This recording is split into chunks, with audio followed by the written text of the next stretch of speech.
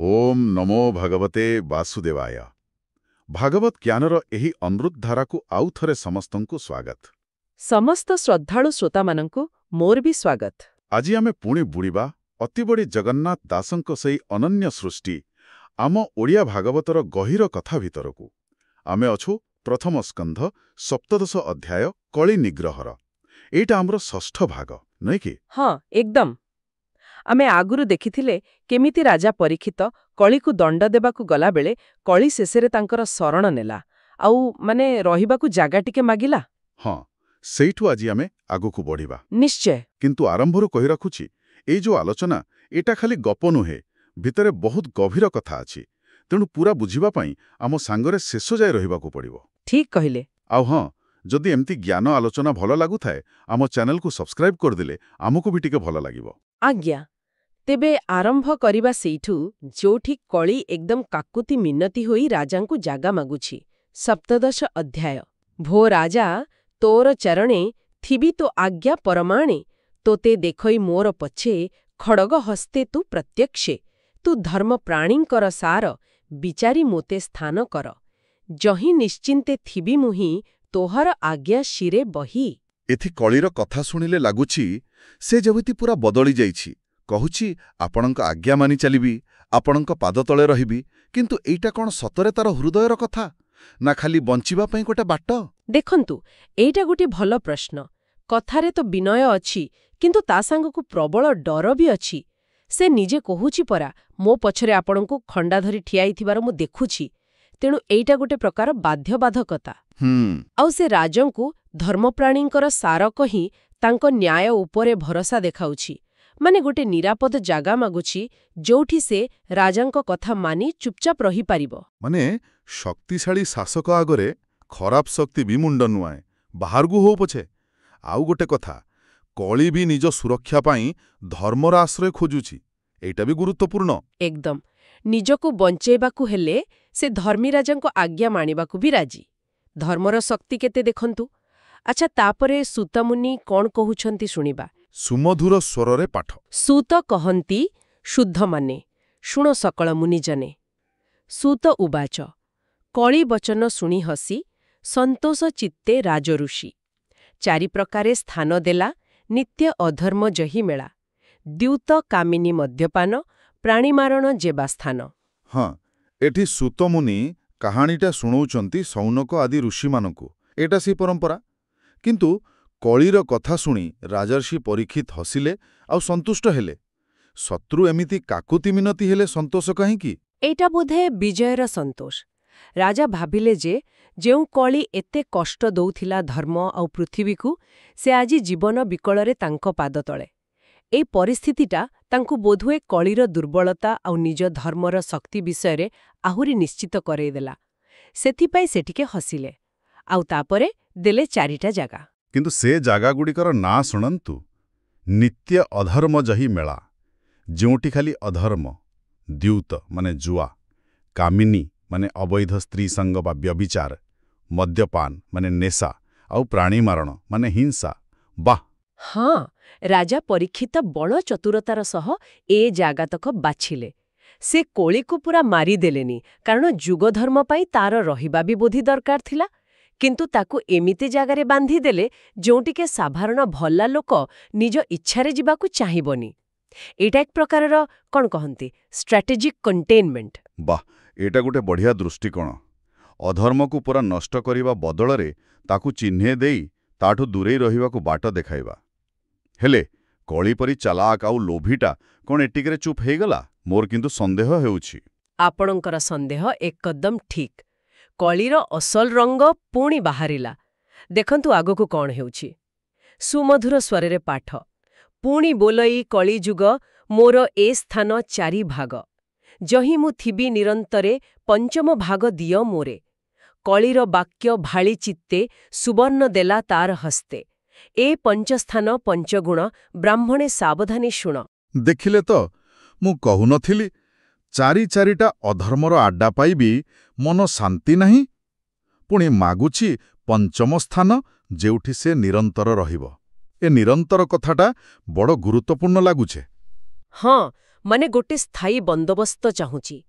ରାଜା ପରୀକ୍ଷିତ ପୁଣି ଭାବିଲେ, ଆଉ ଏଥର ଯୋଉ ଜାଗାଟା ଦେଲେ ସେଇଟା ଶୁଣିଲେ ଆପଣ ଆହୁରି ଆଶ୍ଚର୍ଯ୍ୟ ହେବେ। ସୁବର୍ଣ୍ଣ ମାନେ ସୁନା। ସୁନା, ଏଇଟା ତ ଟିକେ ଅଡୁଆ ଲାଗୁଛି। ଜୁଆ, ନିଶା, ବ୍ୟଭିଚାର, ହିଂସା ଏସବୁ ତ ବୁଝାପଡୁଛି ଅଧର୍ମର ଜାଗା। କିନ୍ତୁ ସୁନା, ଏଇଟା ତ ମୂଲ୍ୟବାନ ଜିନିଷ, ଶୁଭ ଜିନିଷ ବୋଲି ଲୋକେ ଭାବନ୍ତି। ରାଜା କାହିଁକି ଏମିତି ଜାଗା ଦେଲେ କଳିକୁ? ଏହାର କାରଣ ବହୁତ ଗଭୀର ଅଛି। ସୁନାର ଚକଚକପଣ ପଛରେ ଗୋଟେ ଅଲଗା ସତ ଅଛି, ଯାହାକୁ ଭାଗବତ ଦେଖଉଛି। ସେଇଥିପାଇଁ ପରା ସୁତମୁନି ଋଷିମାନଙ୍କୁ କହୁଛନ୍ତି, ସାବଧାନେ ଶୁଣ, କାରଣ ଏଇ 5ଟା ଜାଗା ସାଙ୍ଗରେ 5ଟା ଖରାପ ଗୁଣ ବା ଦୋଷ ଜଡ଼ିତ। ଆସନ୍ତୁ ଶୁଣିବା ସେ ଗୁଣଗୁଡ଼ିକ କ'ଣ। ସୁମଧୁର ସ୍ୱରରେ ପାଠ। ମିଥ୍ୟା ବସାଇ ଦ୍ୟୁତ ମଧ୍ୟେ, କାମ କାମିନୀ ମଦ ମଧ୍ୟେ, ପ୍ରାଣୀମାରଣେ ରଜଗୁଣ, ସୁବର୍ଣ୍ଣ ମଧ୍ୟ ରିପୁଗୁଣ। ଏ 5 ସ୍ଥାନ ତାରେ ଦେଲା, ଜହି ଅଧର୍ମ ସଙ୍ଗମେଳା। ଓହୋ, ଏବେ ଯାଇ କଥାଟା ପୁରା ସଫା ହେଲା। ପ୍ରତି ଜାଗା ଖାଲି ଗୋଟେ ସ୍ଥାନ ନୁହେଁ, ଗୋଟେ ଗୋଟେ ମାନସିକ ଦୋଷର ଘର। ଜୁଆରେ ରହିଲା ମିଥ୍ୟା ମାନେ ମିଛ। ଜୁଆ ଖେଳିଲେ ଲୋକ ମିଛ କହିବାକୁ ବାଧ୍ୟ। ଠିକ୍ ସେମିତି କାମିନୀ ଅବୈଧ ସଙ୍ଗ ଆଉ ମଦ ଭିତରେ ରହିଲା କାମ ବାସନା। ସେଠି ବାସନା ବଢ଼ିଯାଏ। ପ୍ରାଣୀ ମାରଣ ବା ହିଂସାରେ ରହିଲା ରଜଗୁଣ, ଯାହା ରାଗ, ଅହଙ୍କାର, ଅସ୍ଥିରତା ବଢ଼ାଏ। ଆଉ ସବୁଠୁ ବଡ଼ କଥା ହେଲା, ସୁବର୍ଣ୍ଣ ବା ସୁନାରେ ରହିଲେ ରିପୁଗଣ। ଏ ରିପୁଗଣ ମାନେ? ରିପୁ ମାନେ ଶତ୍ରୁ। ଏଠି ରିପୁଗଣ ହେଲେ ଆମ ଭିତରର ଶତ୍ରୁ, କାମ, କ୍ରୋଧ, ଲୋଭ, ମୋହ, ମଦ ମାନେ ଅହଙ୍କାର, ଆଉ ମାତ୍ସର୍ଯ୍ୟ ମାନେ ଈର୍ଷା।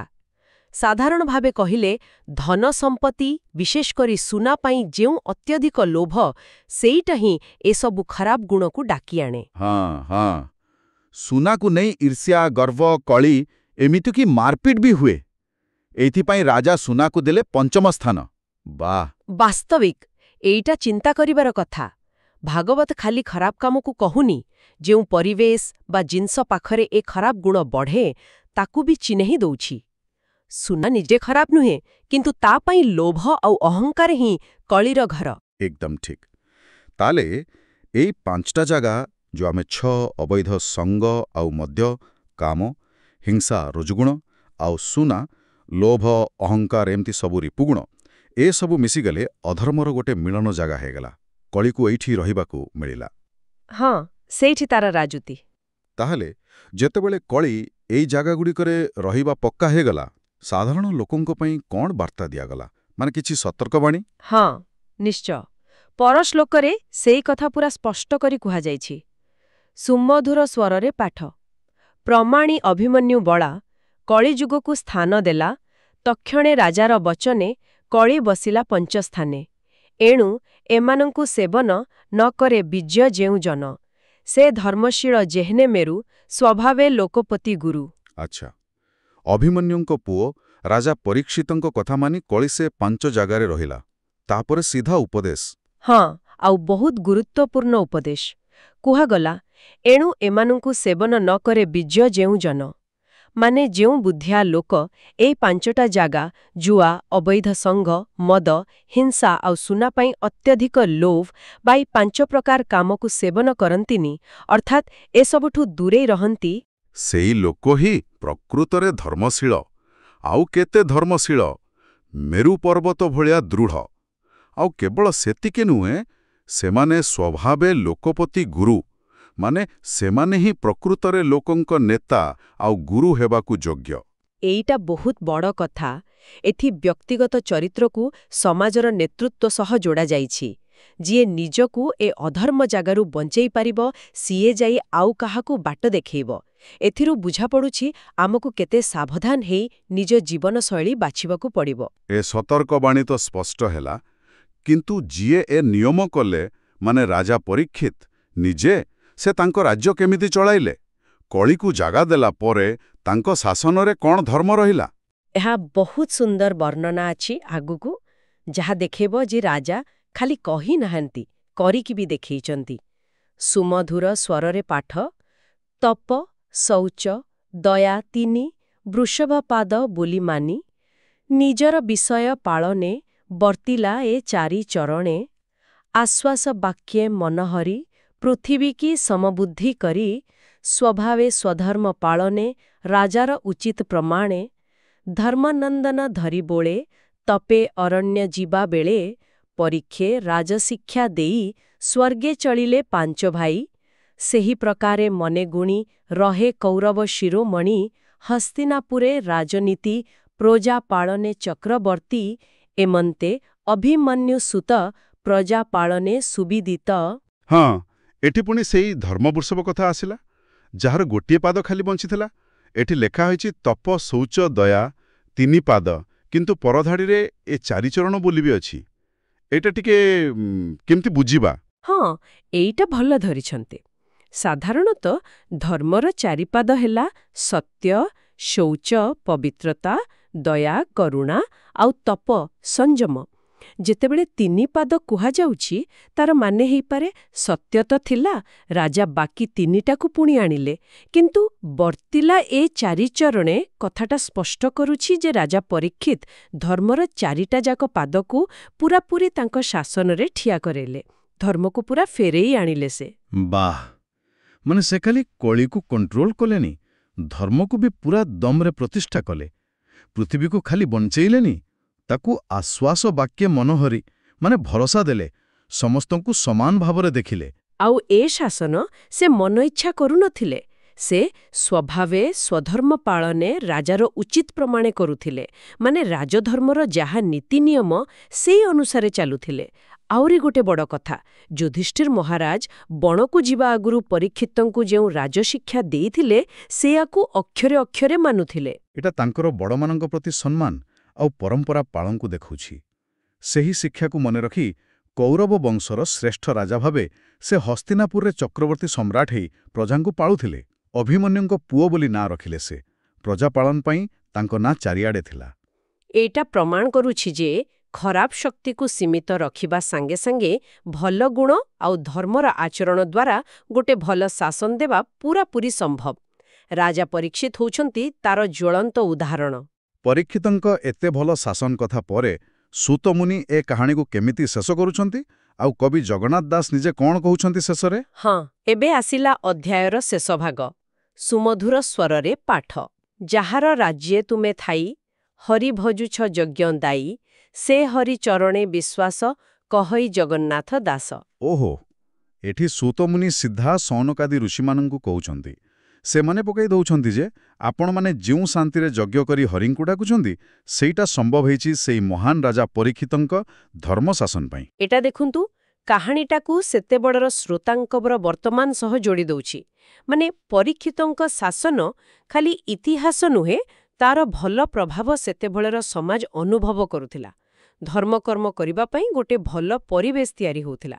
ଆଉ ତାପରେ କବି ଅତିବଡ଼ି ଜଗନ୍ନାଥ ଦାସଙ୍କ ନିଜ ଭକ୍ତି କଥା ସବୁ ଶ୍ରେୟ ଭଗବାନଙ୍କୁ ଦେଇ କହୁଛନ୍ତି, ସେହି ହରିଙ୍କ ପାଦରେ ମୋର ଜଗନ୍ନାଥ ଦାସର ପୁରା ବିଶ୍ୱାସ। ଏଟା କବିଙ୍କର ବିନୟ ଆଉ ଭଗବାନଙ୍କ ପ୍ରତି ନିଷ୍ଠାକୁ ଦେଖାଉଛି। ବହୁତ ସୁନ୍ଦର।